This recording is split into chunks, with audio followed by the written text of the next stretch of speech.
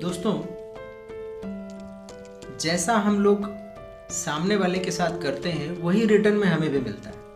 कई बार ऐसा होता है कि हम किसी को नुकसान पहुंचाते हैं, उसके लिए गड्ढा खोदते हैं और रिटर्न में हमें भी वैसा ही मिलता है या हमारे साथ भी वैसा ही होता है। ये बिल्कुल ट्रू है, फैक्ट है।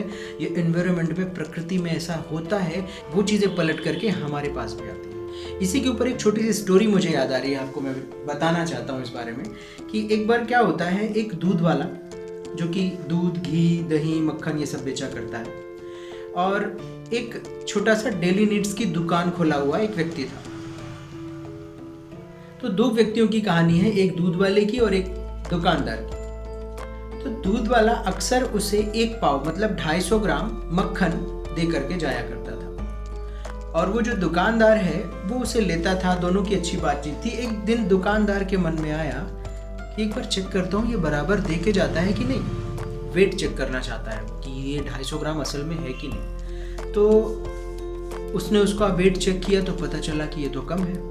अब वो उस पर नाराज़ होता है। नाराज़ इतना ज़्यादा होता है, दोनों में बहस होती है, लड़ाई हो जाती है कि तू अक्सर मुझे कम दे के जाता है, हमेशा मक्खन तू मुझे कम देता है, मैं तुझे बराबर पैसा दे रहा हूँ। तूने आज कितने दिन से मुझे, सालों से तू मुझे मक्खन दे रहा है और ये इस तरह से कर रहा है तू मेरे साथ। उसने उसके ऊपर नाराज़ हुआ। नाराज़ होने के बाद वो क्या किया, वो पुलिस कंप्लेन तक कर दी। अब पुलिस वाले के सामने बात पहुंची, दोनों वहाँ हाजिर हुए, वो दूध वाला भी और वो आदमी दुकानदार।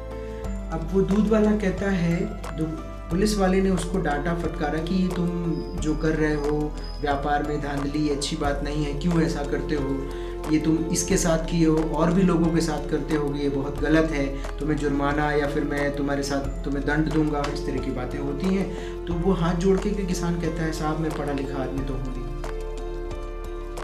मुझे नहीं पता है, मैं ना ही मेरे पास इतने बड़े बड़े सामान है, तराजू है कि मैं वेट करने वाली मशीन है कि मैं बराबर वेट करके उनको दे पाऊँ। मैं बस इतना करता हूँ, इनके पास जाता हूँ, 250 ग्राम एक पाव का ब्रेड लेकर के आता हूँ और उसी ब्रेड को अपने तराजू में रख के दूसरी तरफ मक्खन तौल करके इनको ले जाके दे देता हूँ दूसरे दिन।